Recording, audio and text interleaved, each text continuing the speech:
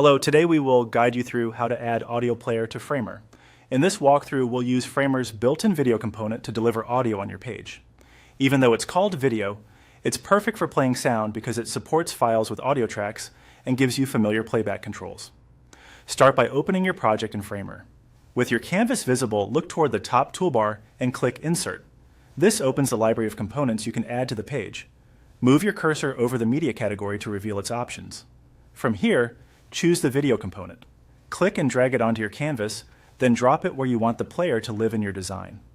You can adjust its size and position like any other layer so it fits your layout. Next, double-click the video layer you just placed.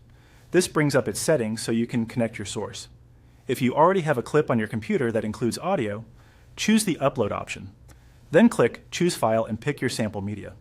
A short MP4 that contains an audio track works well and keeps loading fast. After you select the file, Framer will upload it and attach it to the player. If you prefer to stream from the web, you can use a link instead. In the same settings area, switch to the URL option. Paste your media URL there. Make sure it's a direct link to a hosted file, served over HTTPS, and that the hosting allows embedding.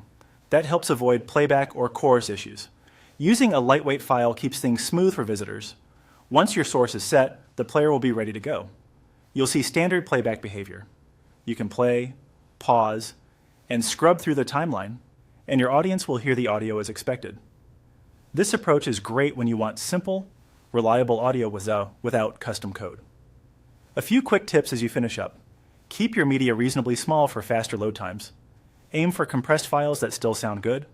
Name your layers clearly so you can find them later if you add more media. If you're collaborating, let teammates know whether the audio is coming from an uploaded file or a URL so it's easy to maintain. And remember, if you ever swap the source, you can return to the same settings panel to upload a new file or paste a different link. That's it. You've added an audio player to your Framer project using the video component and connected it via upload or URL.